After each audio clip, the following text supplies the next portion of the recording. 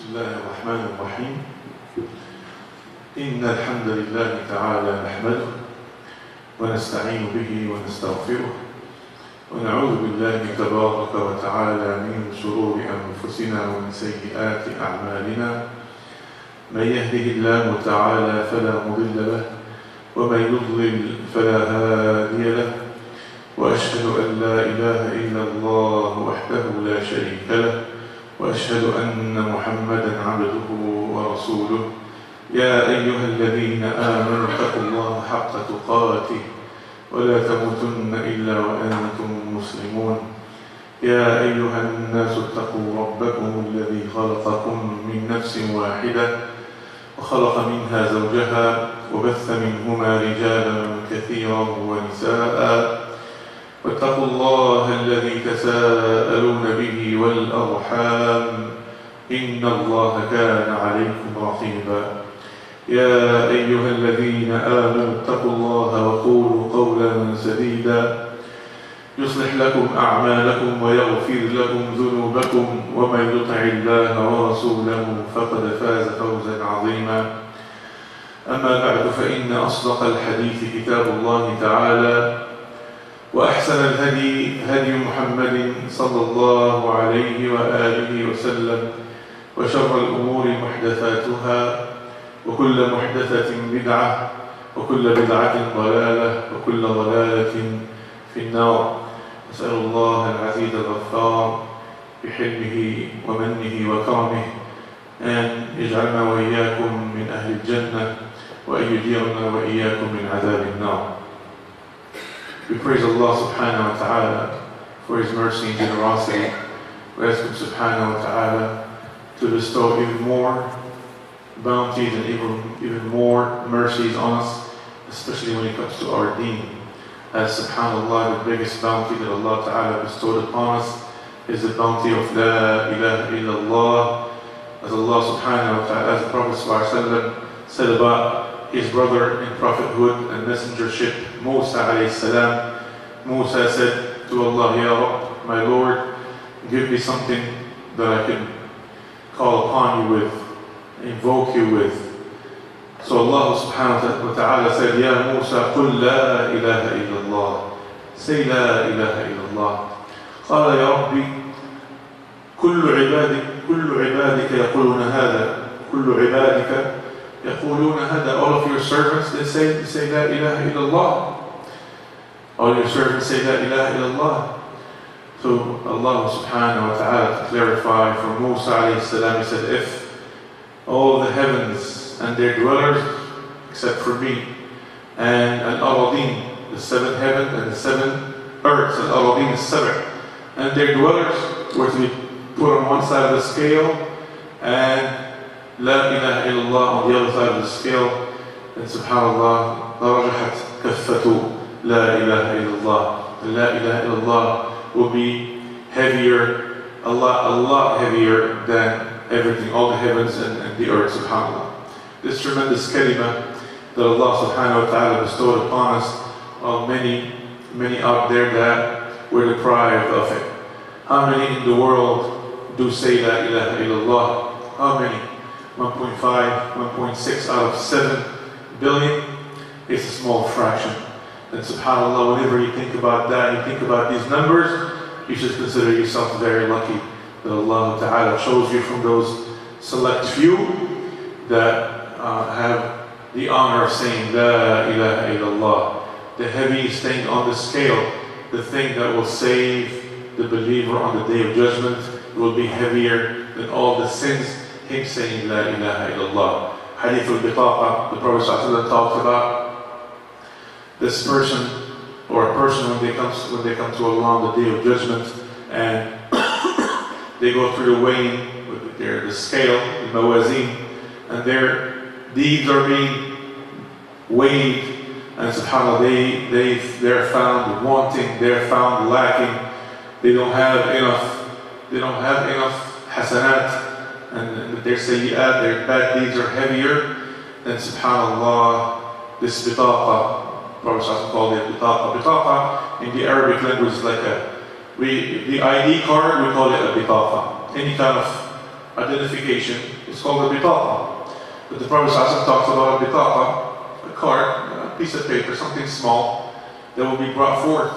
And the person, the servant of Allah, is standing there feeling that he's doomed. That's it, he's done. Because his hasanat were found lacking, he doesn't have enough. And his sayyat are heavier, and this bitaqa is brought forth, and he says, what is that? What is that going to do? And subhanAllah, it has La ilaha illallah on it. It's put on the scale, and all of a sudden, subhanAllah, he brings his hasanat, makes hasanat heavier, the sayyat lighter, and this person, it's the cause for that person proceeding forward and going to Al-Jannah. We ask Allah subhanahu wa ta'ala to make us from the dwellers of Al-Jannah. Prophet ﷺ left no stones unturned when it comes to our well-being, when it comes to teaching us this deen, when it comes to showing us the straight path, when it comes to showing you and I what to do and what to stay away from. And subhanAllah, he sallallahu alayhi wa sallam was the highest example of that. And the tremendous thing, when you look into the seerah of the Prophet ﷺ, and you look at his beginning and his childhood and the way that he grew up and the challenges that he had, you just subhanAllah, you were amazed at the fact that someone that had that much hardship, that was born already an orphan, and that he lost his mother at the age of 6, and she died in front of him. All of those, if you speak in modern terms and you talk to people that study psychology and things like that, all those things are reasons for a person to be completely the opposite, for a person to become a horrible, evil human being, even a serial killer. When they examine the personalities of criminals, they always look at the background and look at their childhood and say, oh yeah, that makes sense. He was physically abused. His father died in front of him. Something traumatic that happened in their lives that makes that turn for them for the worse. But subhanAllah, all kinds of hardships. The Prophet ﷺ went through all kinds of hardships, and he made them the most excellent of all human beings that ever walked the earth. He was excellent in every aspect of life. SubhanAllah. Enough said that he was the best of all prophets and messengers, the best of fathers, the best of husbands, the best of leaders of a nation, the best military general, you name it. Every aspect of life he excelled at, and he was the role model for us to follow, subhanAllah. Al-Uswa al-Hasana. He was an Uswa al-Hasana, the perfect role model for us to follow. And subhanAllah, when Allah subhanahu wa ta'ala bestows upon a person the bounty of La ilaha illallah, and on top of it he sends your way Muhammad sallallahu alaihi wasallam, makes him your prophet and messenger, wallahi, all you have to do is close your eyes and follow. All you have to do is close your eyes and follow what he has traced for you, and you will be successful. SubhanAllah. And I talked in Khutbah al-Jum'ah, maybe for the ones that were not here, about the seasons of bounties that Allah subhanahu wa ta'ala sends our way, the seasons that Allah subhanahu wa ta'ala bestows upon us so that we could catch up, so we could mend our shortcomings. We fall short on a daily basis on the things that we have to fulfill. All we have to do to verify this information is just look at the way that the Sahaba radiallahu anhum, that were not prophets or messengers, they were regular people. Wa alaykum as-salam wa rahmatullahi wa barakatuh. They were regular people, but subhanAllah, their life, their acts of worship was, subhanAllah, we look at it, it's tremendous. They كانوا فرسان رهبان الليل فرسان النهار. They spend their days spreading Islam and working for Islam, and they spend their nights working for themselves. How do they work for themselves? Getting closer to Allah subhanahu wa ta'ala, getting more honor, and raising their ranks with Allah subhanahu wa ta'ala with the qiyam of al-layl. You walk by their houses, you walk by their houses, and you, subhanAllah, it sounds like a a beehive, because all of them are awake, all of them are reciting the Quran. You hear so much recitation, it almost sounds like bees, subhanAllah. These are people that did not spend their day sleeping, they spend their day working hard, either working for their own businesses or their own agriculture or such, and subhanAllah, or fighting for the sake of Allah Ta'ala, and at night they never waste the opportunity to stand and make salah to Allah subhanahu wa ta'ala, make the qiyam of al-layl. Now incidentally, the month of Rajab, one of the sacred months, we have to take advantage of it, and take advantage of Ramadan when it comes our way, take advantage of Sha'ban as well, do a lot of fasting. When the time comes for Sha'ban, I will talk about a lot in greater detail about what we're supposed to do in Sha'ban. But subhanAllah, this is a year, this month is basically a wake-up call for us. Hey, Ramadan is coming soon. The Sahaba radiallahu anhum, they used to spend 6 months, the first 6 months of the year, doing what? Asking Allah to, they say, what do they say? Allahumma ballighna Ramadan. Allahumma ballighna Ramadan. Oh Allah, make us reach Ramadan. And when Ramadan comes and goes, they spend the next few months until the end of the year asking Allah subhanahu wa ta'ala for what? What are they asking Allah for? To accept Ramadan from them. Ya Allah. Do we ever do that? Do we ever do that? SubhanAllah, we are too busy, we're too heedless about these things, but these things are important. This information reached us for a reason, for us to implement it.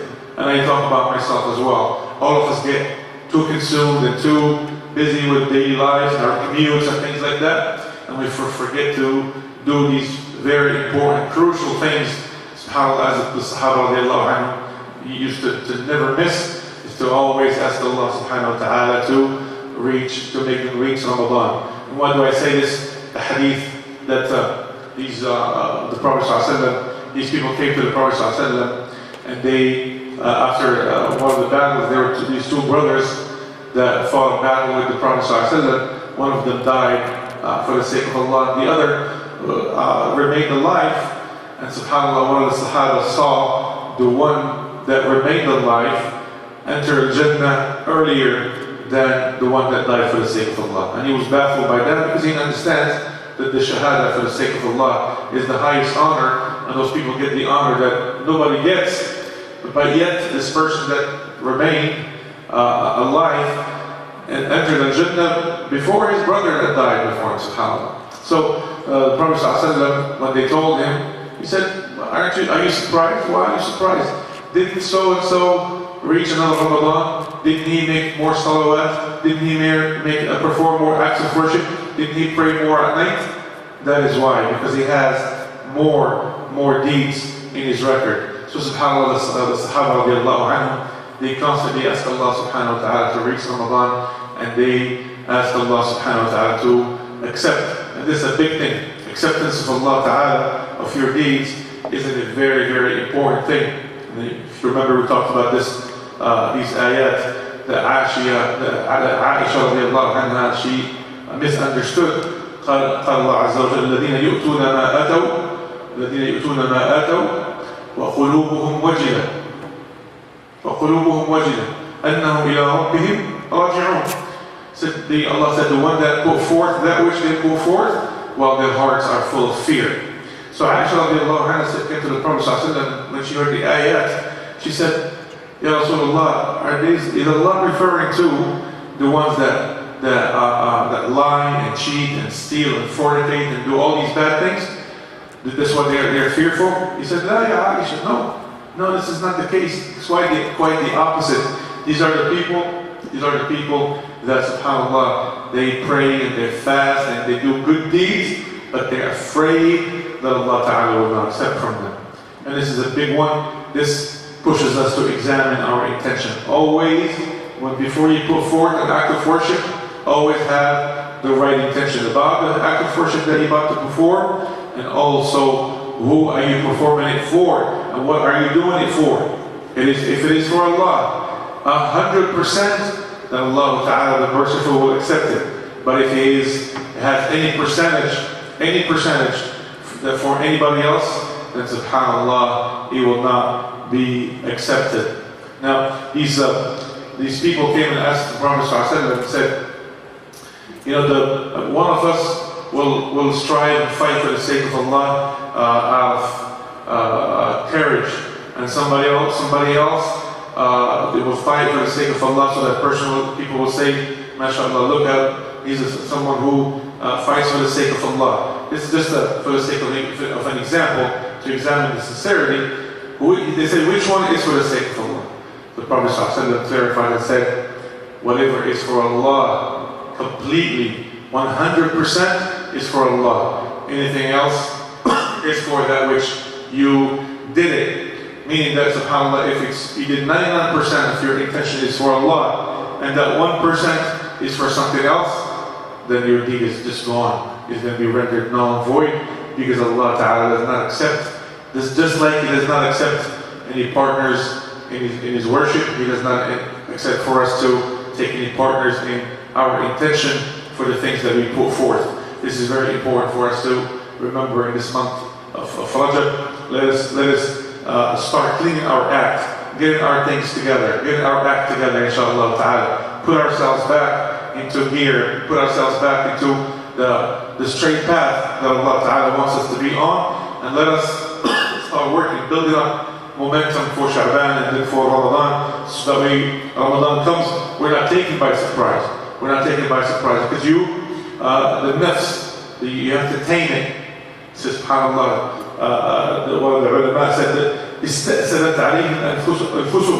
that their nafs became a lion. Your nafs, if you let it do whatever it wants, if you spoil it, as they say, it will become this ferocious lion, and it will devour you. This is what happened to people, subhanAllah, that follow their vain desires. They do it for years. It is hard for them to change that habit. It is hard for them to change that. SubhanAllah. So a lot of times in the previous lectures, in talking to parents in general, we have to be careful with that when it comes to our kids. Now your kids, SubhanAllah, from the moment they're born, they try you. They test you. You feel that they're helpless, they don't know anything, but they do know. They start crying, and they see how much crying it will take, for you to pay attention to them. And they start slowly at first, and then after that, once they figure it out, they go to 5th gear right away. I'm not gonna mess around with this guy or with this woman. I gotta step it up right away so that she come and take care of me. And subhanAllah, it starts from that. One of the ulama, someone came to him and said, Ya Shaykh, I want you to give me a program to educate, for tarbiyah, to bring up my child the right way. He said, how old is your child? He said, he's only 4 months. You know what he told him? Fatatka tarbiyah. Fatatka, it's too late. It's already too late. You're cooked already, subhanAllah. So it starts from childhood. And subhanAllah, a lot of Muslim parents, unfortunately, what they do, they will say, my parents were a little hard on me when they were, when I was growing up, and everything is no, and all of that. I remember being miserable and did not feel good. So, I'm going to be different. I'm going to be the modern father that has read all the books of psychology or child psychology, and I'm going to be the one that reinvents the wheel. And then we say, I'm going to treat my kids different, and they're not going to hear no from me.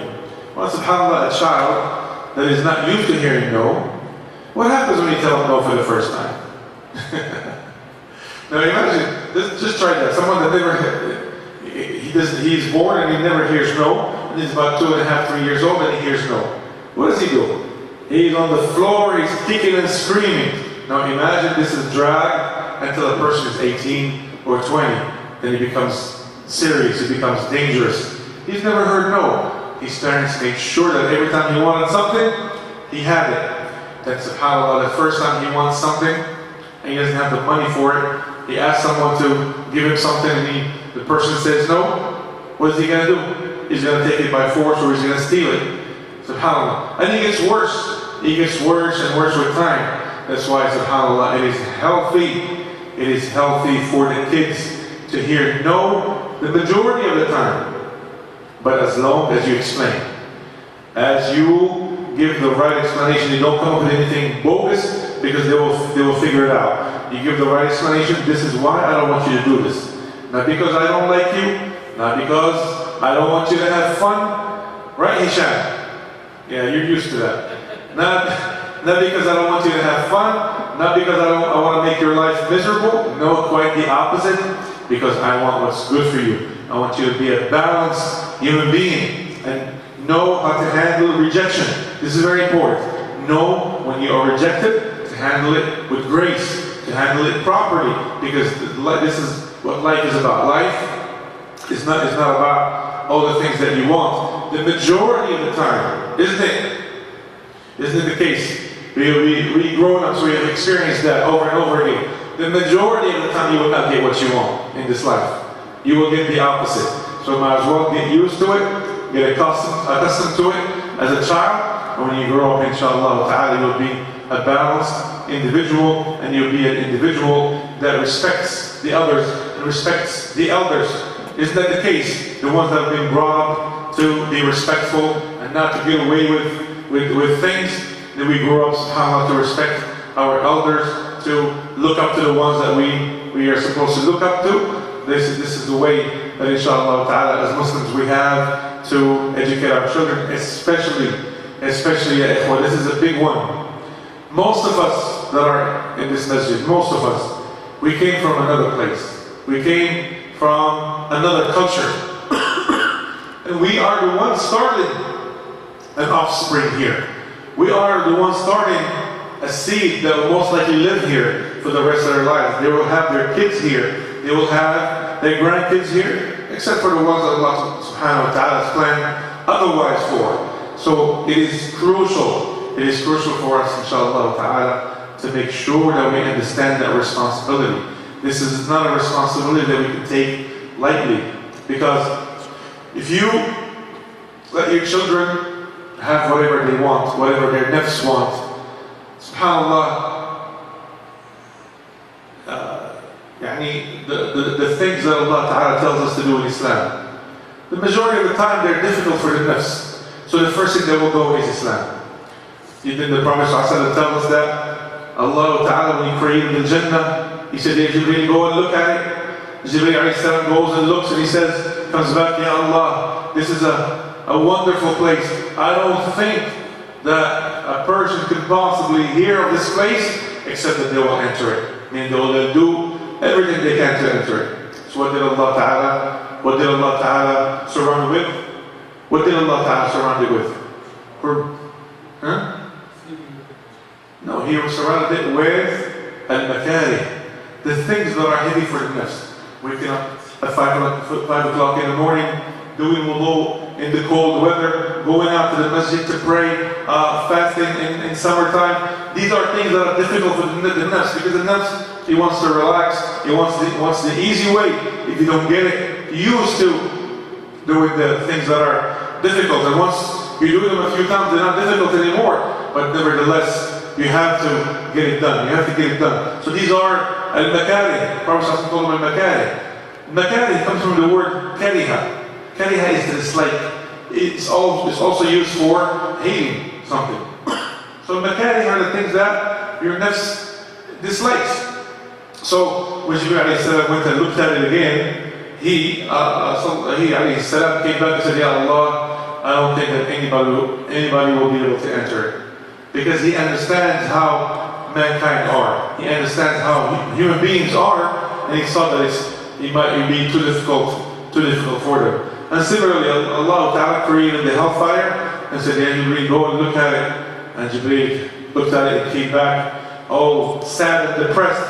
"Ya Allah, I don't think anybody could possibly hear of this place except that they will do anything in their power to escape it." So Allah Ta'ala surrounded with ash-shahawat, desires. Ya Allah, the biggest enemy of the son of Adam, the biggest enemy of the believers is ash-shahawat. Especially nowadays. We live in a time where all the doors of shahawat have been opened. SubhanAllah. Our ancestors, they grew up, most of them, even the ancestors of the people that live in this country 100 and 200 years ago, it was not this bad. The door of shahawat was closed in most, in majority.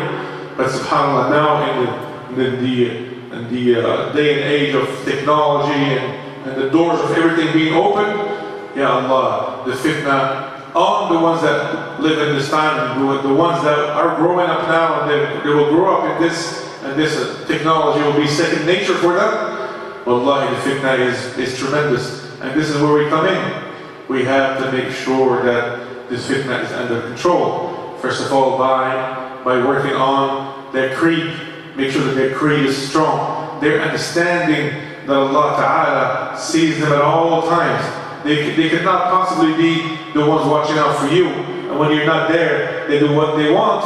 They have to understand that, subhanAllah, what they call this ibadah, that we call al-muraqabah. Ibadatul muraqabah. Muraqabatullah Azza wa Jalla. That you're always conscious of Allah. Conscious that Allah Ta'ala is looking at you. Conscious that Allah Ta'ala, if He sees from you that which is displeasing, His wrath will come down on you. He will be displeased with you. And woe unto the ones that displease Allah. These are the ideas that our children have to understand for them to police their own selves. Because you're not going to be there all the time to watch over them. But they should know that Allah Ta'ala is watching them at all times. And everything that they do is being recorded.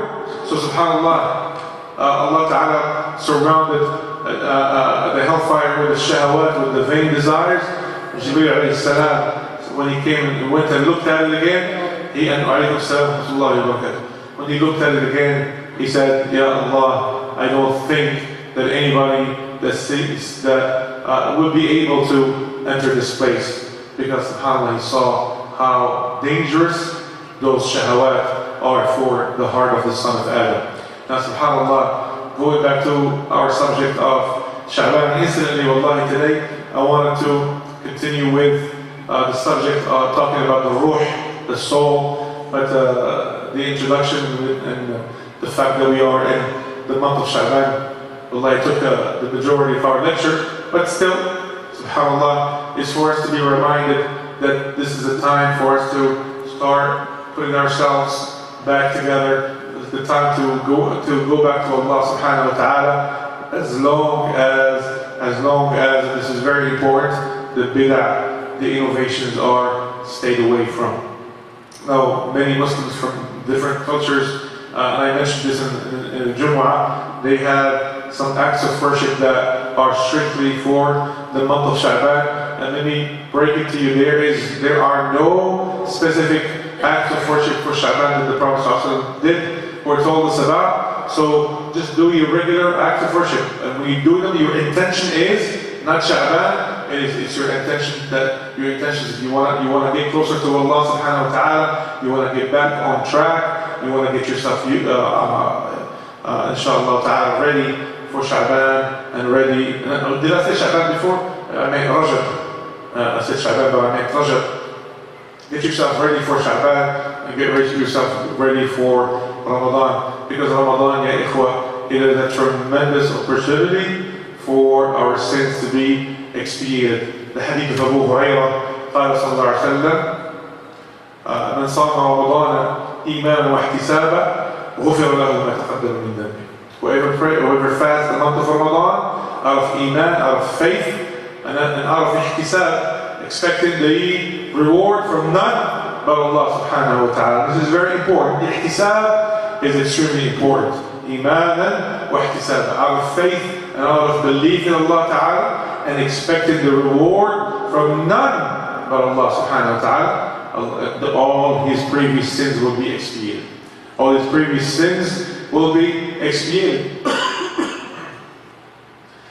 And the other hadith of Abu Hurairah radiallahu anhu, من قام رمضان إيمانا واحتسابا غفر له ما تقدم من ذنبه ومن قام ليلة القدر إيمانا واحتسابا غفر له ما تقدم من ذنبه.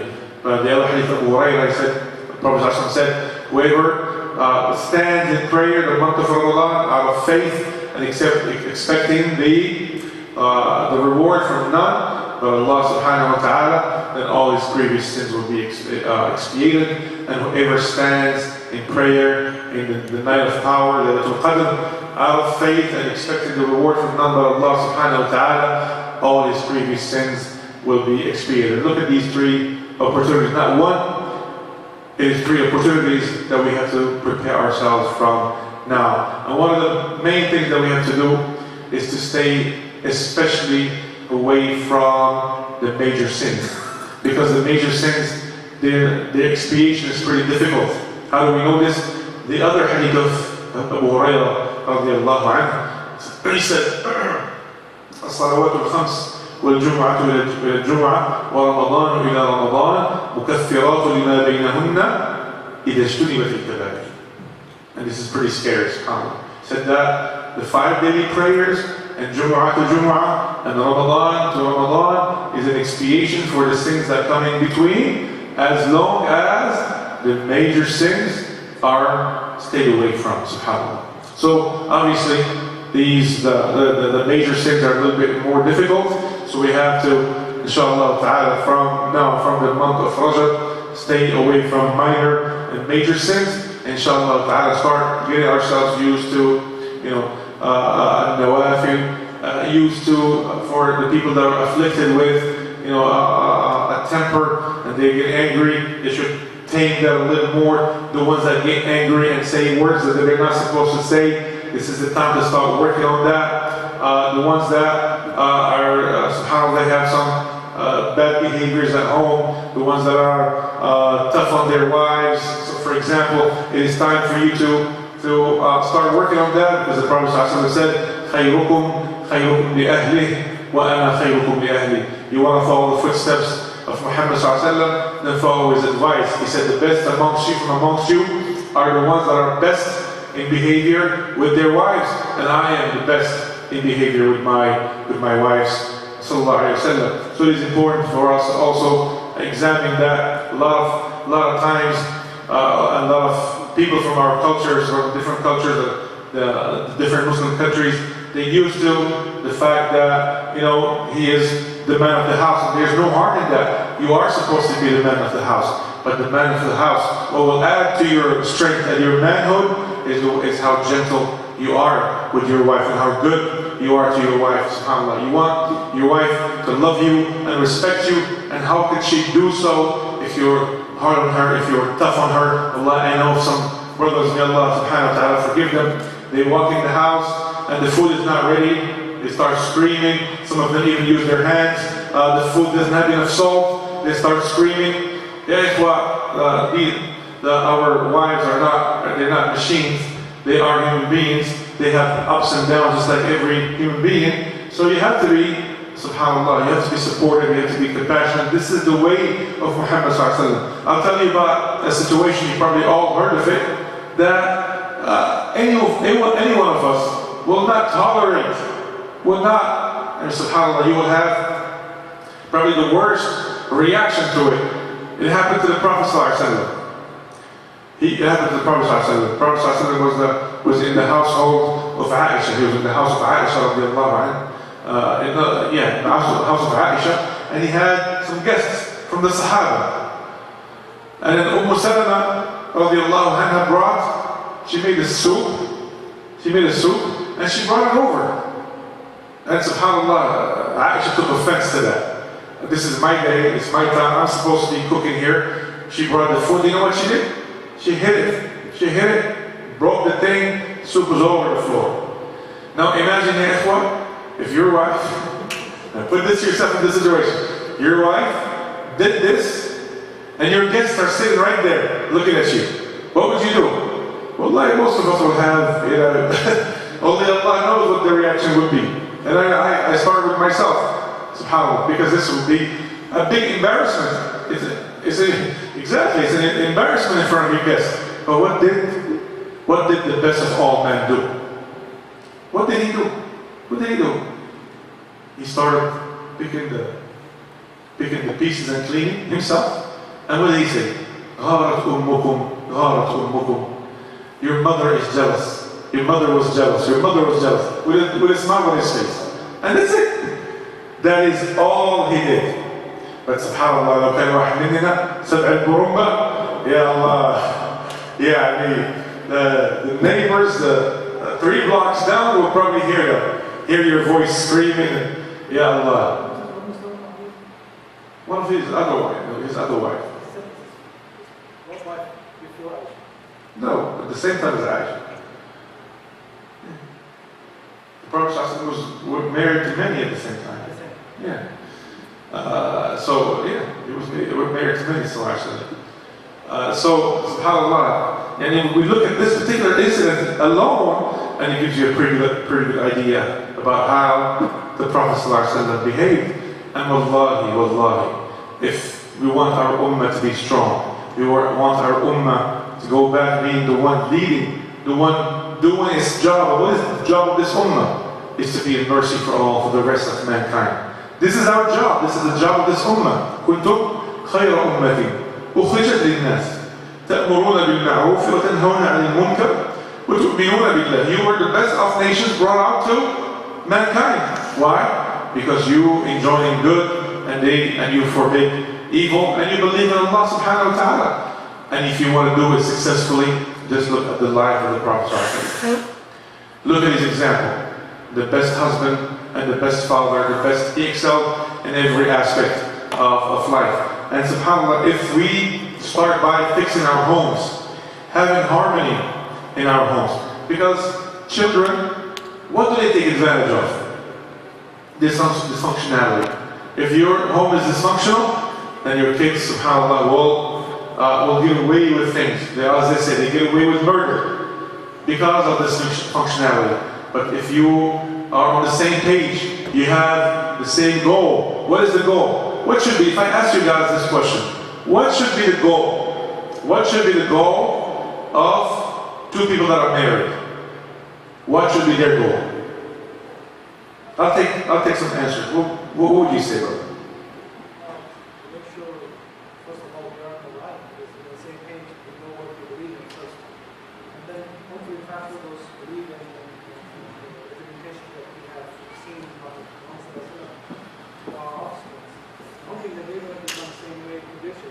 Absolutely. This is one of them. What would you say, brother? What should be the goal of two people that are married? Two Muslims that are married. What's that? Tabikh, cooking. MashaAllah, MashaAllah. What would you say, Brother Abdullah?